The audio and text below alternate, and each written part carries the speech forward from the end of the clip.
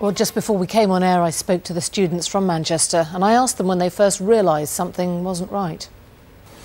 We'd been on the plane for about 10 minutes. We were sat in our seats and there's about 5 minutes left for the plane to take off. There was a little 12-year-old girl, she started crying. And I think that's the first time something felt wrong. So, Hale, what was the first idea you had that there was a problem? Was it that same moment? Yeah, as soon as I got on the plane, and you can just tell by all the people on the plane, the way they were looking at me, that there's something suspicious going on in their heads. So what happened, Karam? And so we were on the plane, and this little girl obviously started crying. And initially I thought that she might just be flight phobic, but she got off the plane, and I think her whole family got off the plane. And there's about another 4 or 5 people who got off the plane.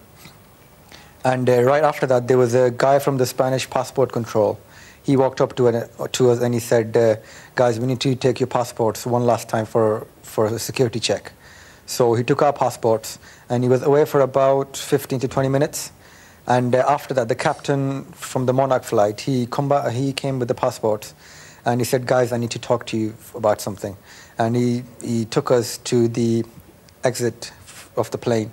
And there was 2 Spanish police officers who were armed, and there was somebody else from the Spanish airport. And he said, guys, I can't actually let you board on this flight due to some reasons. And these guys need to question you a bit more, so you're not going to be going on this flight. We'll board you on the flight after.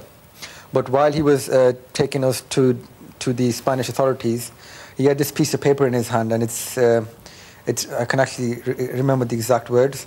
And it said the captain and the crew got suspicious. So I knew something's going to happen then. And we got escorted off the plane and to the Spanish authorities. Was he embarrassed? Was there an air of apology to all this? He just said, sorry, they want to question you about something, and you're not going to be boarding this flight. But once we got off the flight, the Spanish authorities told us that there was nothing to question about. They'd given us the all clear, and it was the captain who didn't want us to get onto the plane because of the passengers who complained. And the complaints were, there was a talk about a briefcase that the passengers had seen on me and Sohail that we had at the airport, and somehow that briefcase just disappeared. But we didn't have no hand luggage and nothing to check in. So I don't know where this whole briefcase thing came about. And people had heard us speaking Arabic, apparently, and they said that we could actually speak English, and those were the 2 main reasons we got at the time from the Spanish authorities. That's what the captain told the Spanish authorities, and that's what we got told. The passengers we spoke to today insisted that they would do the same again today. They said there was odd behaviour, that you queued up and then you left a queue, that you got on the plane and checked under the seats. Was there anything you recognise in your behaviour that could have provoked suspicion? Not really. We were in the queue for about 40 minutes, but we realised we were in the wrong queue, so that's why we got out of that queue. And in regards to looking under the seats, the only thing I can remember is the food menu, because I was hungry at the time. So what I can actually eat on the flight. Sure, you can absolutely confirm to us you believe you did nothing to justify that suspicion, even in the spirit, let's say, of a student prank? No chance. Not intentionally anyway. If we were just talking normally, having a laugh, yeah. So, Hale, what would be your message to the travelling public then after this experience? I think they should have more trust, in Asian people, and everyone's not a terrorist. It's like 100%. It's like 1% it can happen, Karam, if you saw another passenger you thought was acting suspiciously, would you check your own response after your experience, or would you voice that? I think if somebody's this whole acting suspicious thing, that's a very subjective issue. I mean, if you come from a very posh family, then speaking loud and being all hyperactive, that might be suspicious. But if you're a university student who is social, who's outgoing, who's like a party guy, then being loud and laughing and cracking jokes is not suspicious. So I really don't think how someone can say a certain somebody was acting suspicious after the security at the Spanish airport had cleared us. And there was a lady at the airport who was being really cross afterwards because she was obviously saying that this does not speak very highly of the Spanish authorities at the airport as well, because they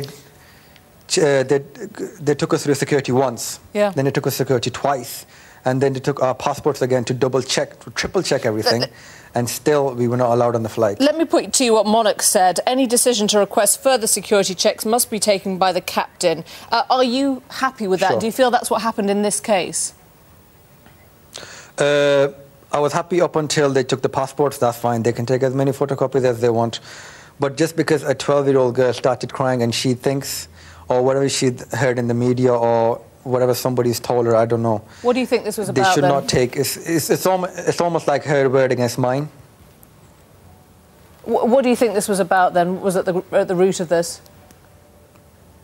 I think the whole thing that happened in London with the 27 people getting arrested, I think that played a very, very, very big part in this. And where did it go wrong? Who would you actually blame for this? I think this incident that happened to us now it's more like a symptom. It's not the disease. The disease has been going on for years with, started off in the 9/11 in America and then the tube bombings. And then the Brazilian guy got shot and, he didn't have anything to do with anything at all. And then those two Asian men in London, one of them got shot, and then this couple of days ago. So all this thing has been building up, and this is probably just one of many things which is going to happen in the near future. Khurram Zeb, Sohail Ashraf, thank you both very much. No problem. Nice talking to you. Well, I'm joined now by the Labour MP Khalid Mahmood, who's a parliamentary aide to the Home Office. Khalid Mahmood, as you heard, the boys seem to take it remarkably well, very phlegmatically. Others might not have done. What went wrong? Well, I think, first of all, I want to pay tribute to the two boys who've actually done a fantastic response to a very, very strange instance that happened to them, a very nerve-wracking incident that happened to them, taken off by armed police officers of the airport on a holiday trip. I think there are real issues that we've got to discuss here, which is in terms of trying to set protocols for aircrew and security staff at airports to deal with this issue. I think what we need to do, and the government needs to set out, is clear protocols for the security staff at airports and the aircrew to deal with these issues as swiftly as possible. What needed to happen was that these guys needed to be searched and see if they were carrying any implements or weapons or substances that could affect the flight or anybody on that flight. If that wasn't the case, they should have been allowed back on the flight and then allowed to carry on. I mean, they say they went through extensive security checks before they got on the flight. Clearly, the captain in this instance was in the invidious position of having to decide whether he listened to passengers' concerns or their words. Should it be up to airlines, or should the government actually put in place something really rigorous to stop this happening again? Is there anything? I think that there's two issues. One is that there needs to be a clear security protocol in place, which can be not just in the UK, but flights originating outside the UK, where the security staff and the airline staff need to be aware of those procedures, of how to deal with these issues, and not just taking a subjective view of the passengers. You're a parliamentary aide to the Home Office. You're talking about clear procedure. Give us direct lines. What would you do? Well, basically what we need to do is discuss with the Department of Transport and how those initiatives should be set in to the with the Airports Authority and trying to deal with these issues. So there is a clear protocol set up. Okay. I will be calling on the Department of Transport to do that. I believe that the Home Office discussions I've had are quite happy that there should be clear set guidelines for airlines and for the staff and the crew to deal with these procedures, and I think what we need to do is set that into place through the Department of Transport, and I should be calling for that. Khalid Mahmood, many thanks for your time. Thank you. Thank you.